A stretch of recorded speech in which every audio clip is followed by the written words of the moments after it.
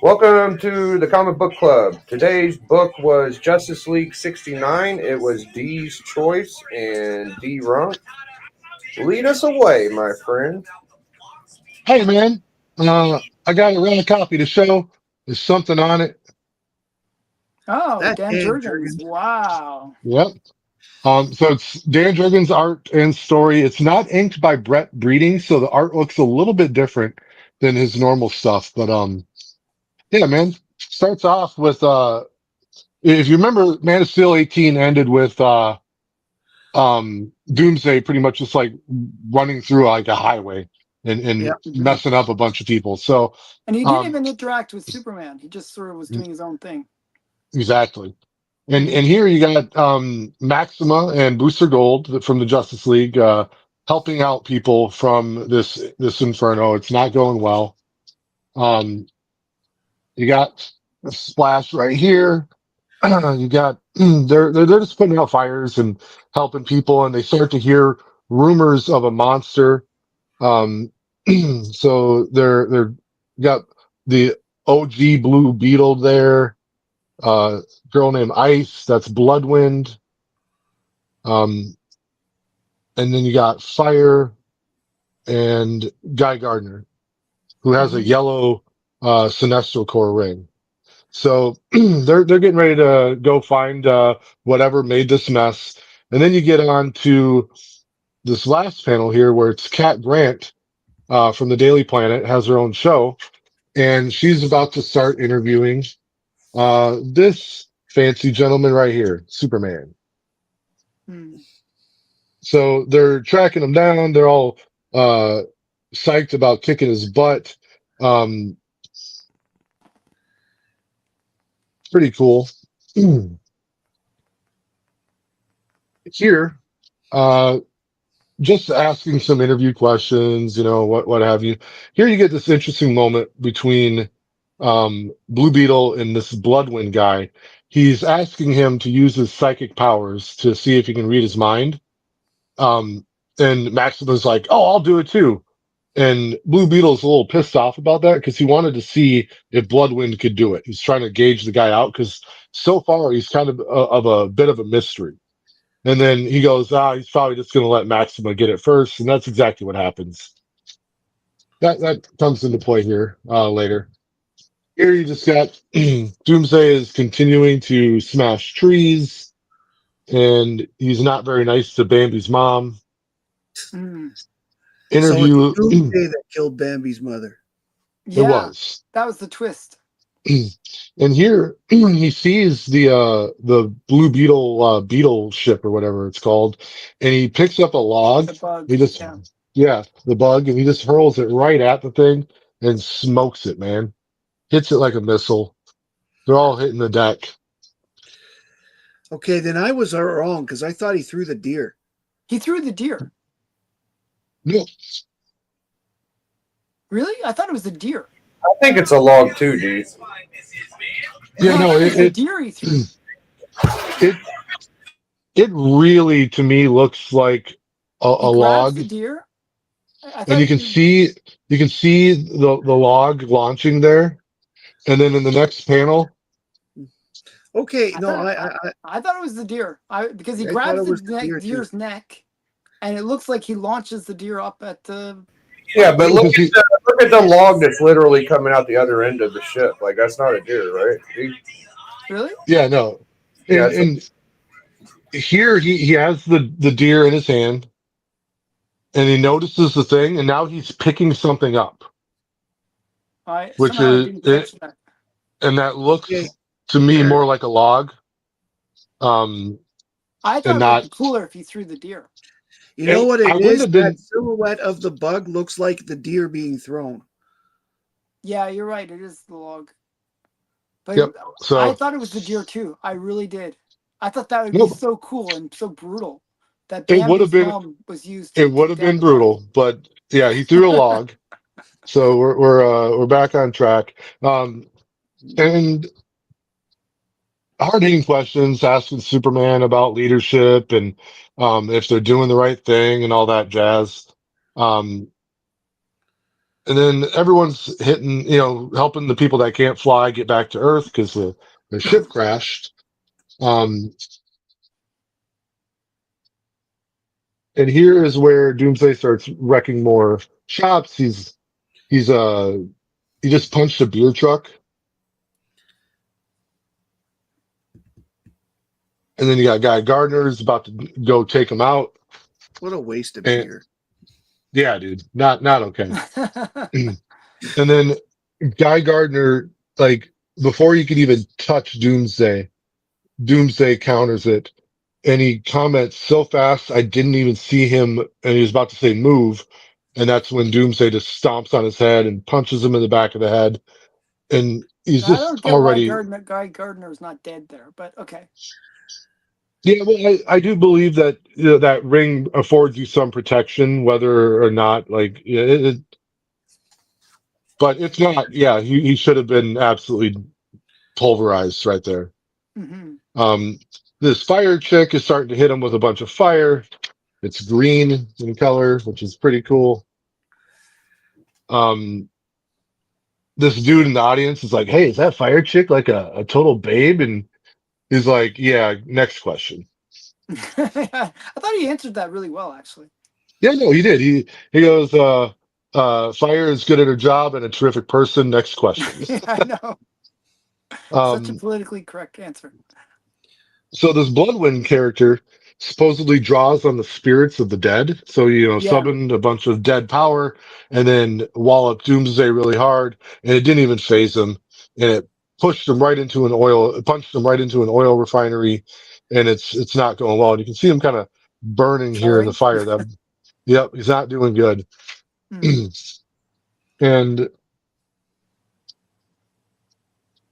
here disposes of fire by throwing is that a deer that he threw at her? No, that's a rock. Okay, sorry.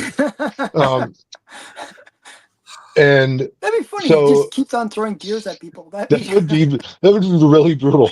Running The gag. silhouette of Blue Beetle looks very Spider-Man like, which is kind of cool. And then he's starting to think about who this Bloodwind guy really is, and he goes, "But Bloodwind is really," and he's about to solve the mystery of who Bloodwind is. Yeah. And then, boom, he gets grabbed from behind by Doomsday. Doomsday smashes his face a couple different times, and now he's not happy. This is like Blue Beetle. He's like, "Man, this day was bullshit."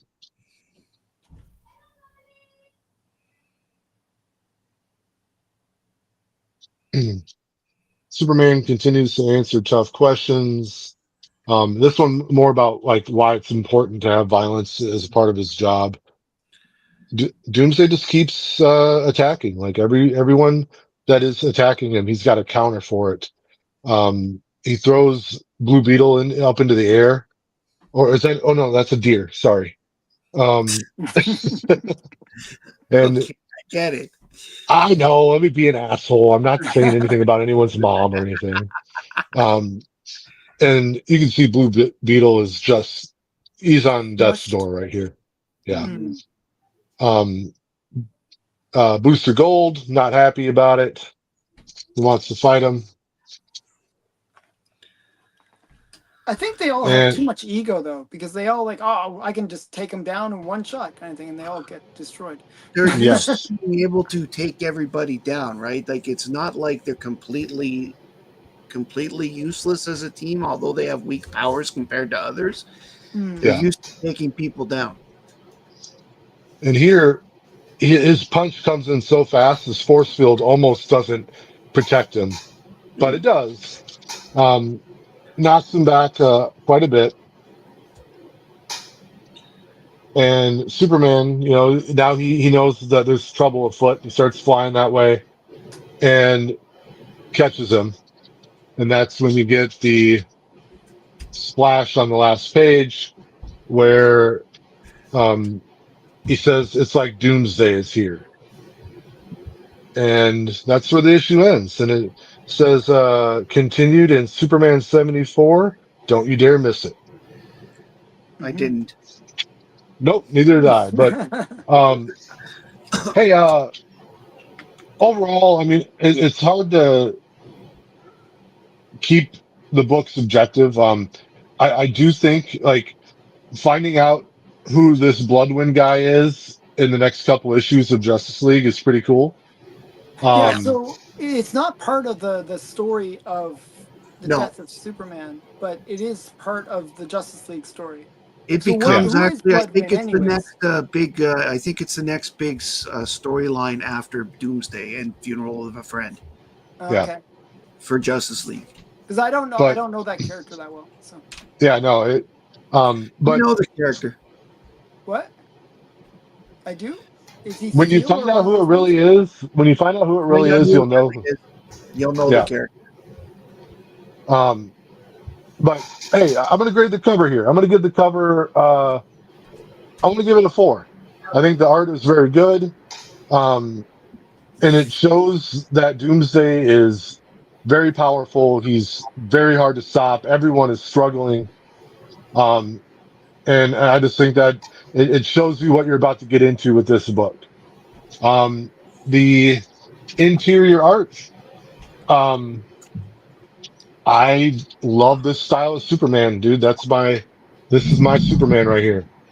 Um, Booster Gold, the whole league, everyone looks fantastic. Hard for me to critique any like of the art inside of here. It wasn't as good as when Brett Breeding inks it, but to me, interior art's still cool. I'll give it a 3.5. The story, I'm going to give the story a 4. I loved how it bounced back and forth between this brutal doomsday battle and Superman doing an interview, um, where he's answering some kind of difficult questions, which I thought was pretty cool. And um, yeah, so overall, I'm going to give this book a 4. I like this one. Yeah, nice. I think Um, very well done. Go ahead, dude. yeah, no, and up next, I want to see what PM thinks of this book. All right, our newest compadre to the team, TM. Let her have it, dude. It was trash. No, I'm just kidding. I really like the story. Like D finished it off with saying like he likes how it jumped between the Cat Grant Superman interview and between like the actual fight between Doomsday and the Justice League.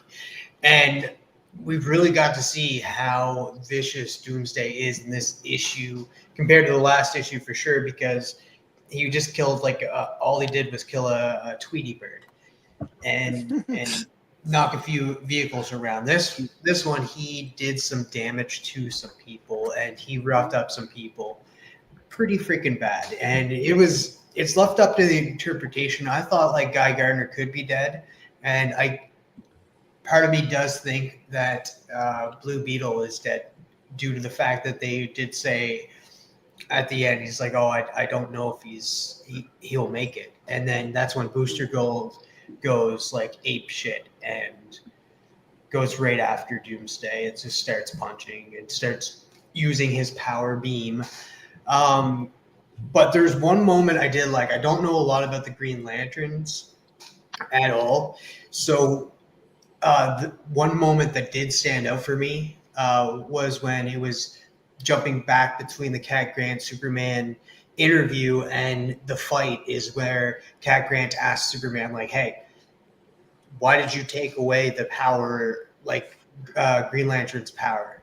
And that I did not know that he didn't have the power going up against Doomsday, and then it flashes back to him getting knocked down. I was like, oh, dude, like he's going to die. Like he has no luck at winning this and stuff. I did think that he did have a chance when I thought he did have the Green Lantern power, but after I read that, I was like, oh no, he has no chance whatsoever.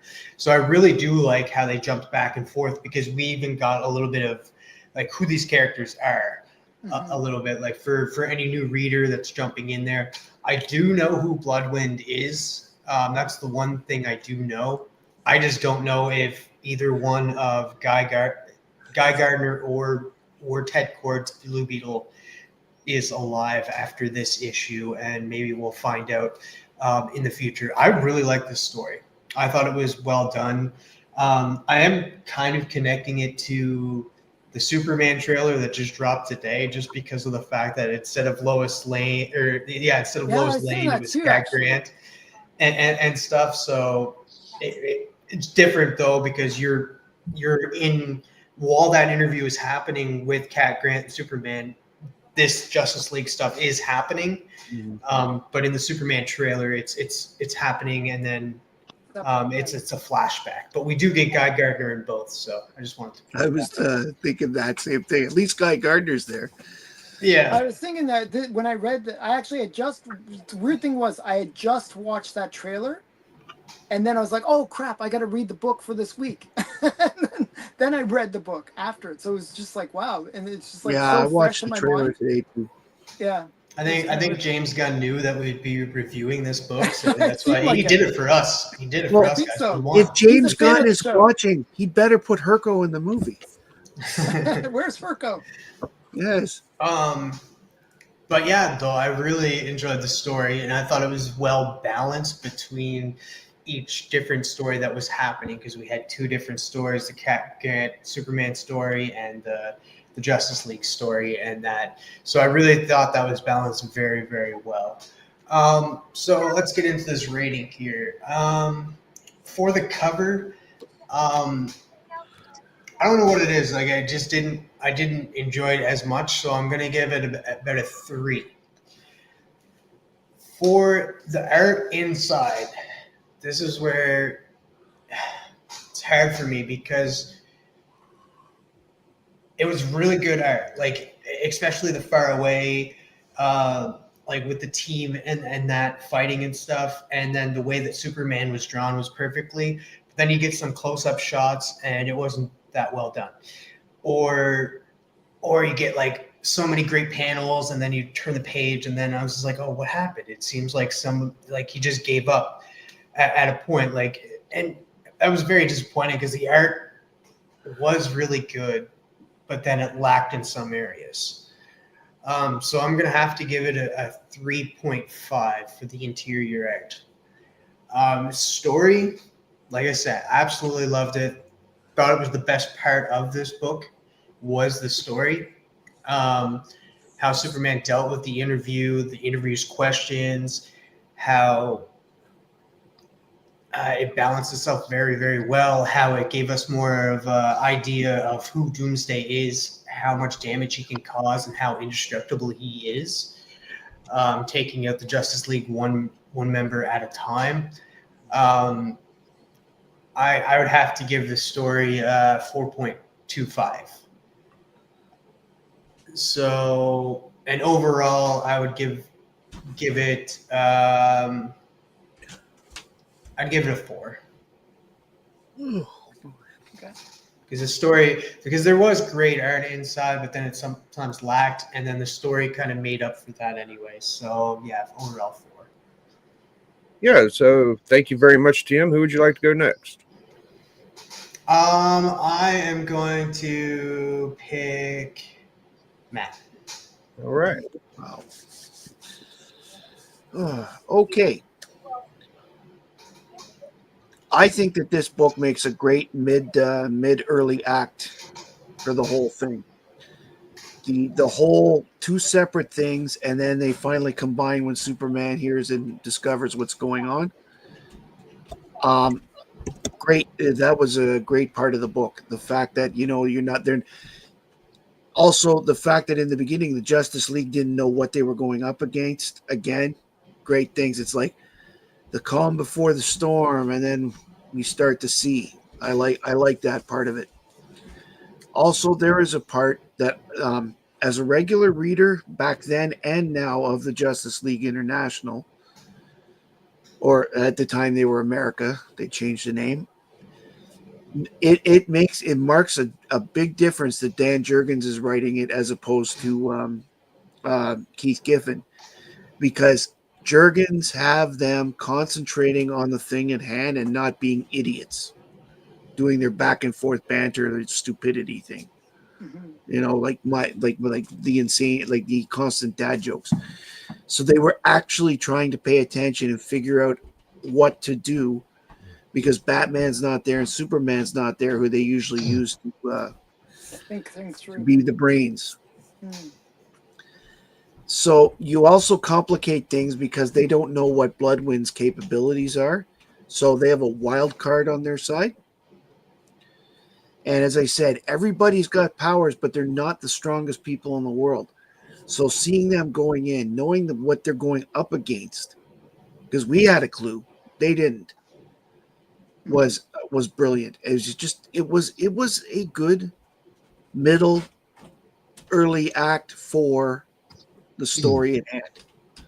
I just thought it was really good.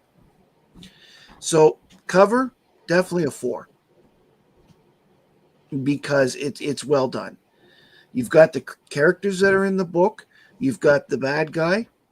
Superman is not outside it. But see, this is the key. This is not a Superman book. This is the Justice League. Mhm. So although Superman is a member at the time, he is not the main focus, and that's good.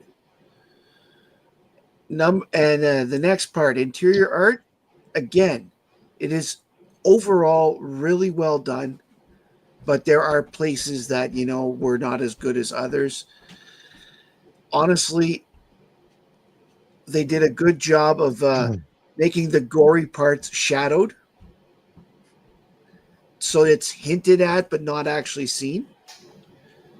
Like when he crushes the deer, you don't see like the dead carcass afterwards. You see the shadow as he dumps it. I guess I thought he threw it at the. I thought he threw it at the thing too. See, if I was writing it, he would have thrown it. I would have exactly. He would have thrown it. You saw what you guys wanted. You're like, I would have done that. But at the same time, the reason I thought the deer, now that he's shown the page, is because it's the Beetle ship. I thought that was the deer in the air. Okay. Mm-hmm. However, the internal art is very good. I'm going to give that a 4.25 because I really, really liked it. And now for the writing. This is a perfect book. I have to say, I've never seen this before, but this is a perfect book. I'm giving the writing a 5. Woo! Wow. Again, just because I like it. It's a personal thing, but for once you see Blue Beetle and Booster Gold taking things seriously. Guy Gardner got the crap kicked out of him, and he actually realized, oh, wait a minute, I'm not all powerful anymore. And he realized he shouldn't have jumped in. So there's actually character development for him. Mm-hmm. Then you've got Blue Beetle, who has always been a bit of a detective behind his silliness. And Booster Gold, who's always been a strong, loyal person. Okay? Despite his silliness. Despite his silliness, exactly. Being losing the silliness. He didn't crack jokes. He just said it feels like Doomsday. And it didn't feel like he was cracking a joke. Mm-hmm. So yes, I give the book a 5. It means overall, I'm actually going to give the book a 4.5. Ooh, that's a really high score. I really like it. Okay. Yeah, I think that's a fair judgment. Who would you like to go next, Matt? Great job. You go ahead there, Biggie. Okay. We'll let Alan be the finale. All right. One moment, please. Let's see.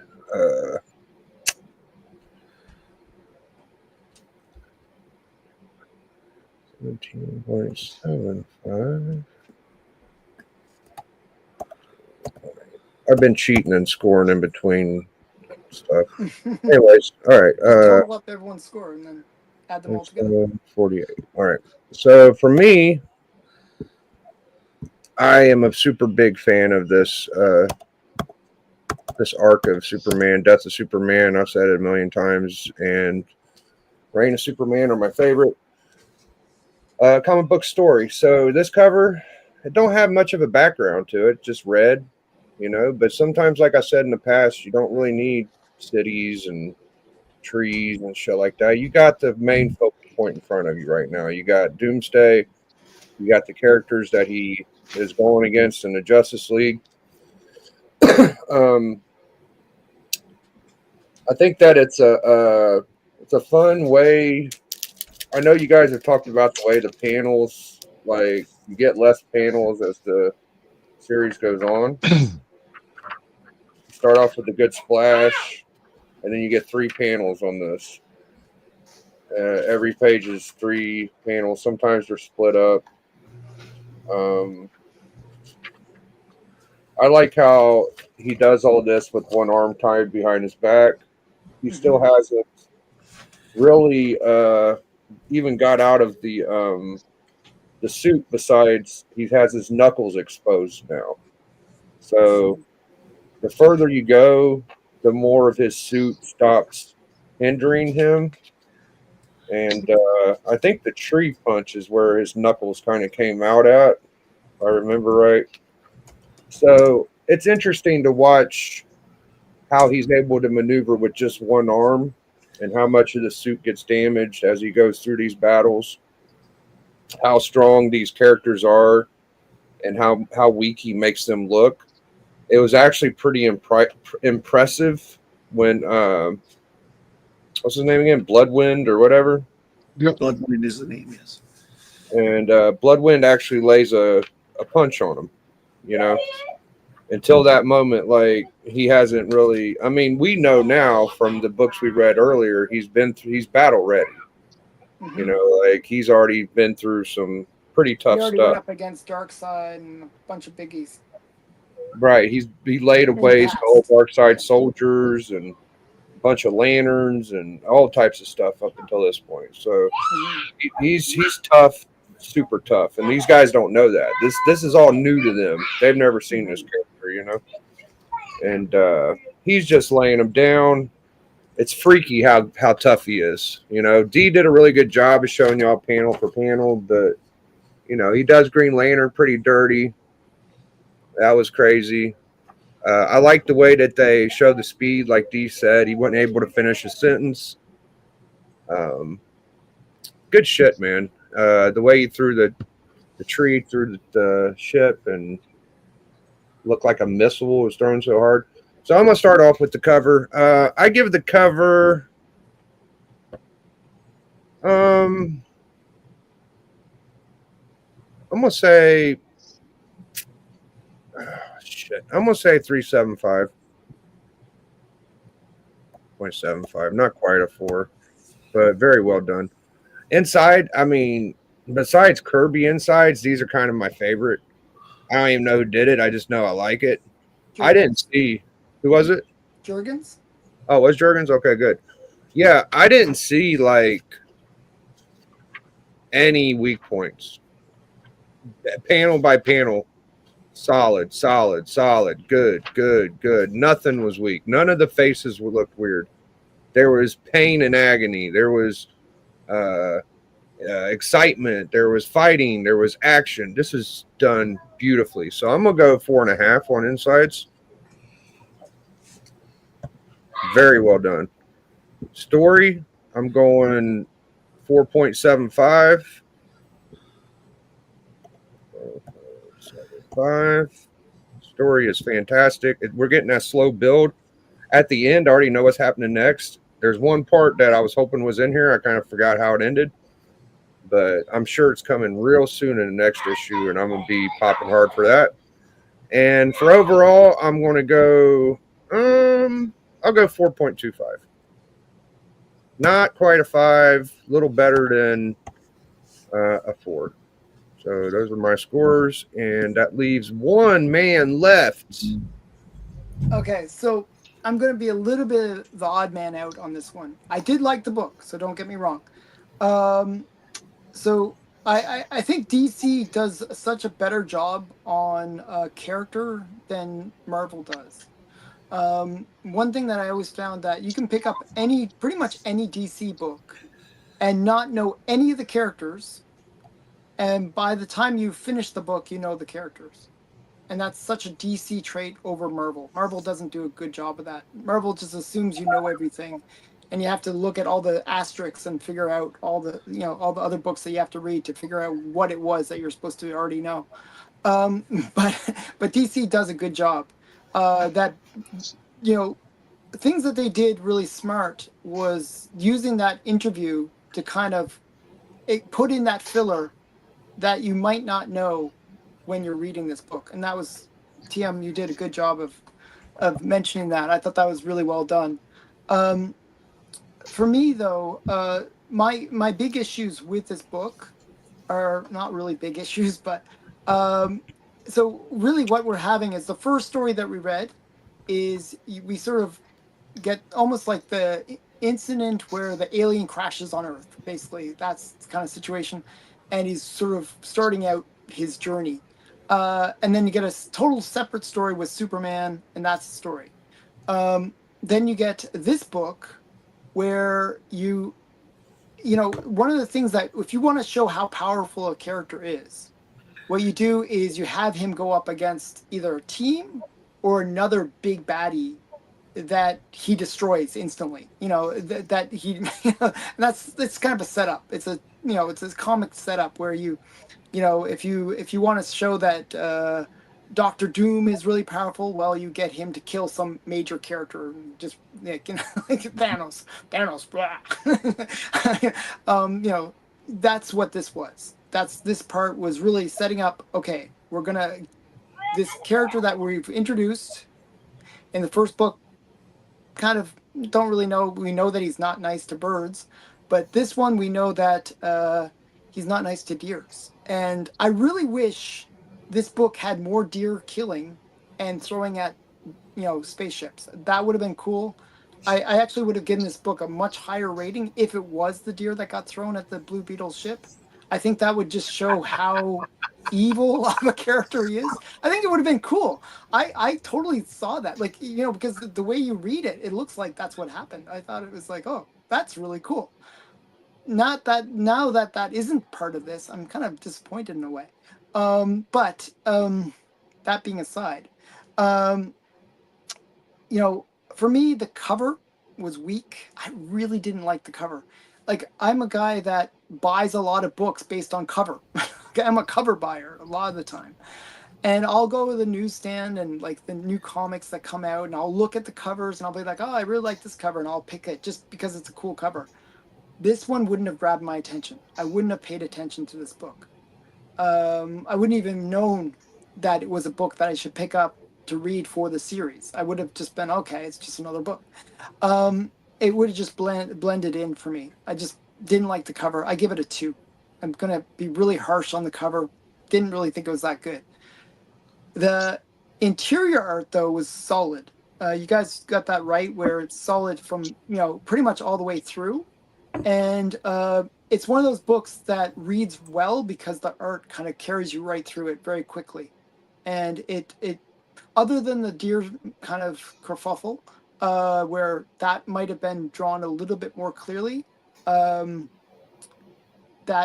you know, the art was pretty solid. I give the interior art a 3.5. I thought it was reasonably good. The story, I'm not as keen on it as you guys are. Maybe because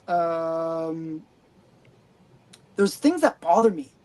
This is something that's always bothered me, and actually later parts of this story explain it well. But one of the things that always bothers me is if you have a big baddie, okay, like just this guy that you know that can destroy the world, blah blah blah, and he's just standing there. Why are you flying up into him? Like, why not just stay? I can stay far away. I'm gonna just not go near him, and just, you know, just keep on missiling him or do whatever you to him from a distance. I would have liked to see the characters kind of not get hurt in a way, and realize that their powers are useless, and then just feel that weird sense of defeat that there's nothing you can do as a superhero, despite having ultimate powers and flame or whatever cool powers you might have, but there's nothing you can do to actually stop this creature. You can flame him all day, and it won't even, he'll just shrug it off as if it's nothing. But he can't hurt you because you're flying around, and you can't hurt him. There's a certain coolness to that, where you can say, okay, this is a realistic situation. And that sort of defeatism that exists in that, and that in itself for one of these superhero characters could be devastating. There's nothing you can do. Like, you don't have to actually show them getting pummeled to death to actually achieve that effect. And I just think that was a missed opportunity. I really do. So yeah, that would be one of my little gripes. Because of that, I'll actually say if they had kind of done that kind of coolness, I would have given the writing a lot higher score. But I'm going to give it a 3.5. Okay, so I think there was missed opportunities. The deer was one missed opportunity, and that kind of using characters' talents against themselves in a weird way is another thing. Now, later episodes they actually explain a lot of this stuff, so that's kind of cool later. But they didn't in this book, so I'm a little bit disappointed by that. So I gave all the things except for overall score. I'm going to give it a 3.5. I'm not going to give it that higher score that you guys gave. I thought it was, slightly better than some of its parts. The cover really was a turnoff for me, but the interior art and the story really did make up for that. So it's slightly better than some of its parts, but I thought it was a 3.5 overall. All right, now we can all join together and kind of overview it. Thank you very much, Alan. Real quick, I think the reason I like the cover and Dan Jurgens' art so much is like Perez gets a lot of love. Like everybody, Perez art. I feel like his facial features are very similar. They're wonky up close too. Perez is good similar at distance, but not good up close. Yeah, I think that's why I like it so much. Is everybody has their own personality? You know what I mean? Mm-hmm. But yeah, this one was good in terms of that. Only thing I didn't like about the cover, I'm just kind of noticing, is that if you look at it real close, his arm is free, and in the issue, it's not. Yeah. Yeah, that's a mistake. It's actually in the next episode that he gets the cover. The cover I gave a lower score to that and stuff. I didn't Not my even favorite think cover, about but that, yeah. to be honest. It didn't clue into me. It was one of those things that maybe because I read it online and didn't have I don't have the book. Mm-hmm. I don't have the book either. I just find it interesting that I literally have a run of like 25 issues of that around this, and that's the one book I'm missing. Oh well. 12.5 plus 62. You guys gave it quite a high score. I think it's going to do reasonably well. I mean, my scores didn't pull it down that much, I don't think. 77.75, Matt, please. Okay. So this is Justice League. 77.5? 7.5. I think it increased. If you're like a fan of action in comics and fighting, it gets better the further it goes. So yeah, I mean, this is like a very actiony fight, fighty comic. it's a lot more than last time. Yeah, it was a good like beginning origin last issue. This is like the beginning of where we're going. It's 9th overall. Oh, it beat the last one. It did. Just above the Deadpool 20. Son of a bitch. I think this was better than the first appearance of Doomsday. I don't know. Yep.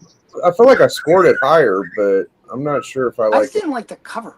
Like the cover really just didn't appeal to me. I don't know why. I like his first appearance better because it's his first appearance.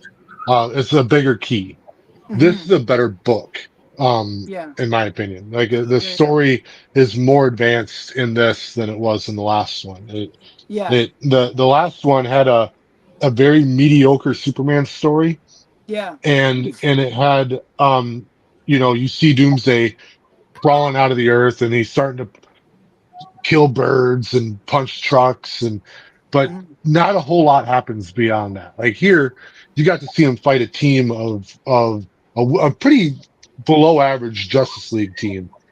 And then you got to see him. Yeah.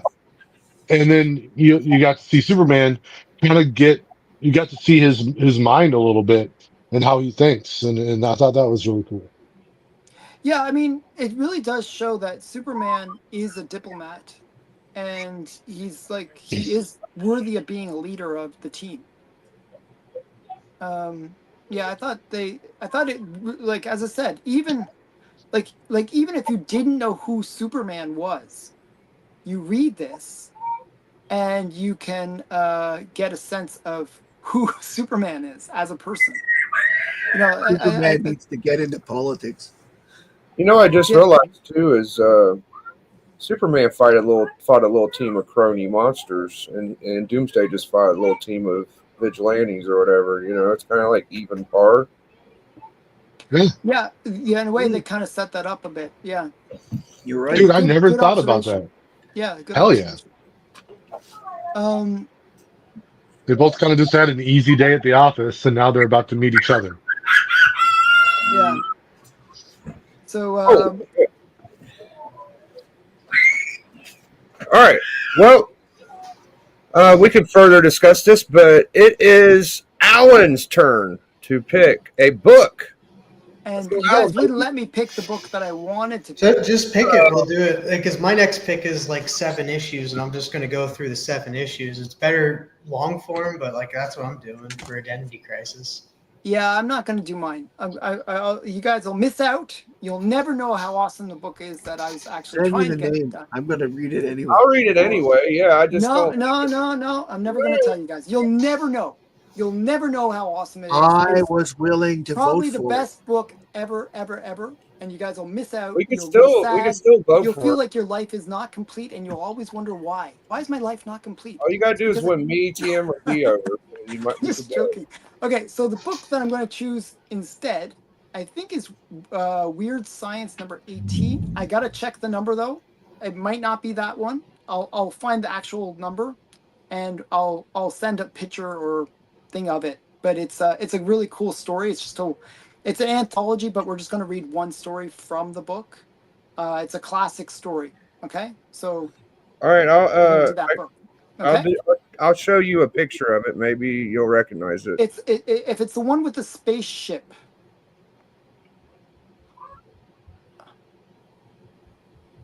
No, that's a nuclear No, blast. that's not the one. Well, there's a spaceship on the cover. No, it's not the right one. Okay. Maybe it's Weird Fantasy. 18. Yeah. Let's try that. I mean, if we don't know exactly. I have it. I just have to look for it and grab it. Oh, okay. This looks like it could be it. It should be a spaceship in space, like almost like a space station look. Yes, that's the one. So Weird there are Fantasy. still similar names. It's Weird Science, Weird Fantasy. If you look at it, it's like science along the side. I always get the names mixed up. So that's All right, the book. cool. Very cool. Is that a It's a Major Grail. I'm trying to think of Wally Wood cover. I think it's Wallywood. Yeah. Cool. It's not for me. It's not the best cover. Which Spoiler. story is it that you want us to read? I think it's the very first story in the book. It's the one with the robots. You'll see when you read it. It's a very Are you famous talking story. about the robots with the that are the allegory for? Yes, Okay, I know the story. I've read it before. it's a very famous story. Yes, So good it's choice. cover and pencils by Al Williamson, inks by Al Feldstein, the Ashtray text story script by Al Feldstein, art by Al Williamson and Roy Crinkle are technological details. David Todd and Lynn Artsy plot their husband murder while David and Lawrence are in the mission to Mars to investigate the planet's landscape and possible life forms. That might not be the one. All right, well, fuck. We'll figure. The story is in this book, so it's Oh, not the first story. It's one with the robots. The robot story is the one I want you guys to read. I think it's the first story. It's the one with robots. Is it? Okay. It's It's in the book. They just gave a different synopsis in this. I actually think I have that reprint. Oh, neat. really? I have the original. It's Yeah. actually a pretty Yes, nice but book. see, I'm not as smart as you. I you just buy the get reprints. stuck. Well, you're smarter. That's than me. right. I get this. I just get stuck. Or with it might be the last story here. I think it might be the last story you're talking about. The last story is called Judgment Day.